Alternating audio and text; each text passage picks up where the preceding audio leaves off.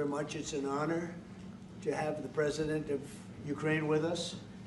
We've had a lot of good discussions, a lot of good talks, and I think progress is being made, very, very substantial progress in many ways. We had a good meeting, as you know.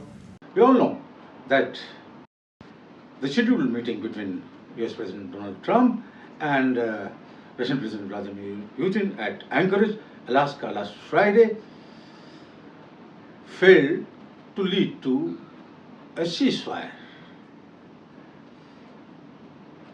The meeting or the summit ended without ceasefire.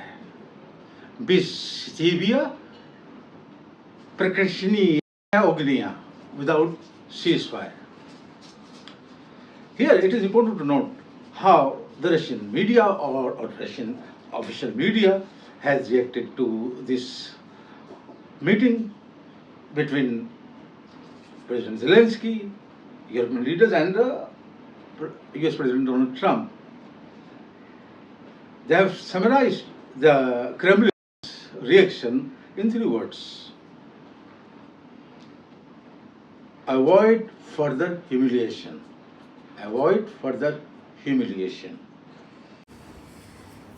Извисат нового унижения. Извисат нового унижения. Avoid further humiliation. Referring to President Zelensky's meeting at the Oval Office with the US President Donald Trump 5 or 6 months ago, that unfortunately descended into a shouting match between the two leaders. Our people, and he didn't exchange prisoners. We signed he broken the ceasefire. He killed our people, and he didn't exchange prisoners. We signed the exchange of prisoners, but he didn't do it.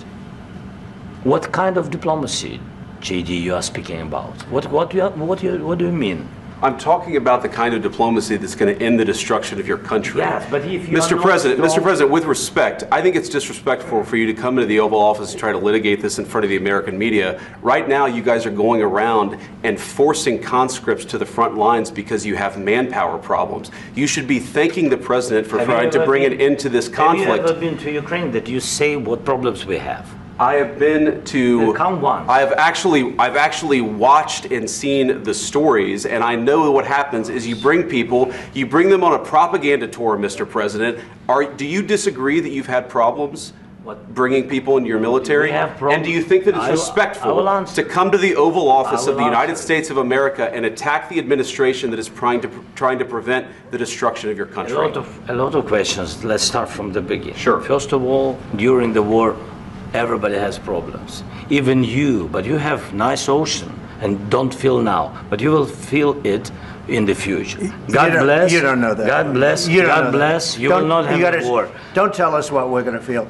We're trying to solve a problem. Don't tell us what we're going to feel.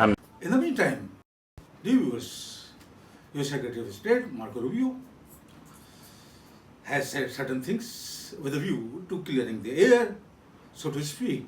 Let's listen into him first. About that. I mean, who would be against the fact if tomorrow we came to you and said we have a full peace deal and it's done?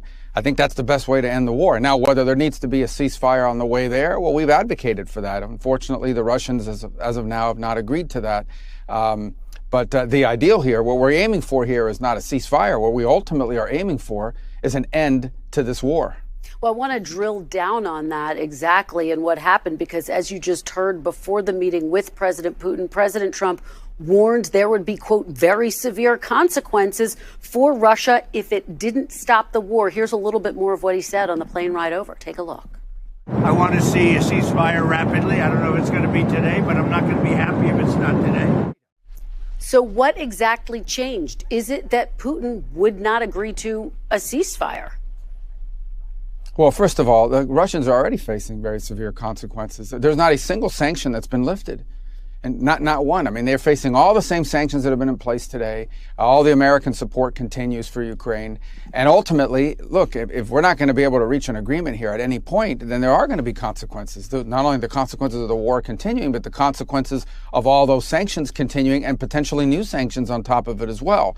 But what we're trying to do right now is end the war. And in order to end the war, you've got to give every opportunity that exists. You have to be open to any opportunity that exists to bring it about. And here's the thing to remind everybody.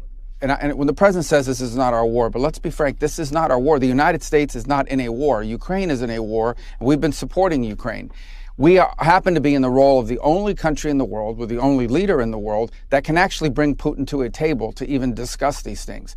Now, the president has traveled, all the way to Alaska, all the way back, has dedicated months and months of work, him, our entire team on this matter, because we want to see an end to the war. In my view, Marco Rubio has given a very plausible answer to the question whether imposition of more sanctions on Russia will force it to accept ceasefire. Let's listen into him again. Putin to date for this war since taking office? Well, again, every single sanction that was in place on the day he took over remained. And the impact of all those sanctions remained. When the Russians landed in Alaska, they were there to refuel. They had to offer to pay in cash to refuel their airplanes because they can't use our banking system. They face consequences every single day. But the bottom line is that has not altered the direction of this war. That doesn't mean those sanctions are inappropriate. It means it hasn't altered the outcome of it. And here's what we do think is important, and that is that we end this war. To end this war, you have to be able to engage with the Russians. As much as people may not like it, as distasteful as people may find it, the only way to end this war is to get the Russians to agree, as well as the Ukrainians, but the Russians to agree to a peace deal. And the minute you issue new sanctions, your ability to get them to the table, our ability to get them to the table, will be severely diminished. That moment may arrive. But when it comes, what you're basically signaling is there is no opportunity for peace at this point. So just let's put on more sanctions and allow more people to get bombed and more people to be killed. And that's what we're trying to stop. So, Mr. Secretary, what? Dear viewers, hours before the scheduled summit between US President Donald Trump and Russian President Vladimir Putin at Anchorage, Alaska, a noted Russian historian, Dary had made a profound prediction about the outcome of the summit between the two leaders. In a talk at Pravda TV, she indeed made a profound prediction. Здравствуйте, дорогие зрители! Вы смотрите канал «Правда.ру». С вами Дарья Митина в программе «Личное мнение». В программе «Личное мнение» мы с вами обычно анализируем. Dear viewers, let's see what this historian through her prediction had said. In fact, the title of her talk that she delivered at Pravda, Are You? Said it all. It was from Yalta to Anchorage. How one meeting can change the entire political map. At Yalta, the Anchorage. Как угодно.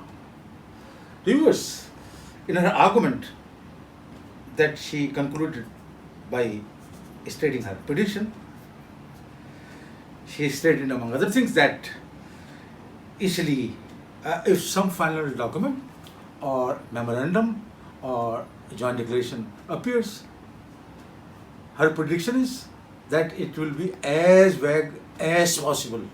Both sides will be avoiding the specifics.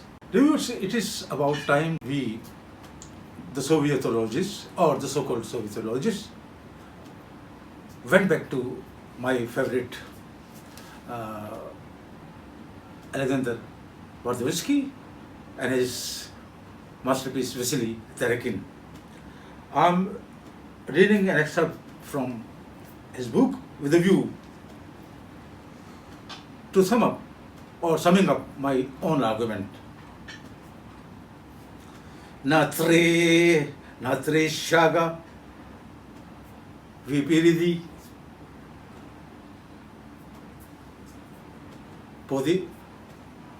pod guniat Natre Shaga, Vipridi, Podgoniat. Only 3 steps ahead. The destination is there. In other words, ceasefire, precautionary is very much inside. Many Abu Safad Ahmad, Ahmad, Karachi, Pakistan.